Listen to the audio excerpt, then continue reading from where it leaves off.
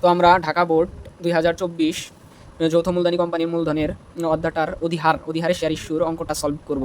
তো অধিহার জিনিসটা কি? অধিহার হচ্ছে লিখিত মূল্যের চেয়ে বেশি মূল্যে শেয়ার বিক্রি করা। তো এই পদ্মা কোম্পানি লিমিটেড এর লিখিত মূল্য হচ্ছে 100 টাকা।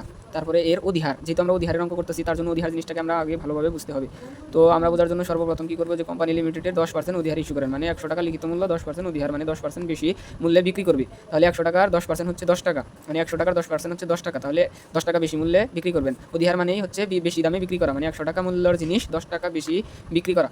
তো এটা একদমই সহজ, আপনারা সম্পূর্ণ ভিডিওটা দেখেন তাহলে বুঝবেন। তো আমাদের লিখিত মূল্য হচ্ছে 100 টাকা, আমরা বিক্রি করবো 10 টাকা বেশি মূল্যে। তাহলে এখন অধিহারের অঙ্কটা শুরু করা যাক। তো শেয়ার প্রতি অধিহার এবং মোট অধিহারের পরিমাণ, মানে শেয়ার অধিহারের পরিমাণ মানে মোট অধিহারের পরিমাণ। এখন শেয়ার প্রতি অধিহার নির্ণয় করবো। শেয়ার প্রতি অধিহার মানে আমরা বুঝছি কি, যে বেশি মূল্যে বিক্রি করা, লিখিত মূল্যের চেয়ে বেশি মূল্যে অধিহার বিক্রি করা, মানে শেয়ার বিক্রি করা, লিখিত মূল্যের চেয়ে বেশি দামে শেয়ার বিক্রি করাই হলো শেয়ার অধিহার। তো 100 টাকার লিখিত মূল্য আর শেয়ার 10% অধিহারী, মানে 100 টাকার 10% হচ্ছে 10 টাকা। তাহলে 100 টাকা মূল্যের শেয়ার 10 টাকা বেশি দামে বিক্রি করবে, তাহলে প্রোডাক্টটা বিক্রি করবে হচ্ছে 110 টাকা মূল্যে। তাহলে আমরা শেয়ার প্রতি অধিহার এবং অধিহারের পরিমাণ নির্ণয় করবো। তাহলে শুরু করা যাক। প্রথমে কী করবো, আমরা কলমটা হাতে নিয়ে সুন্দর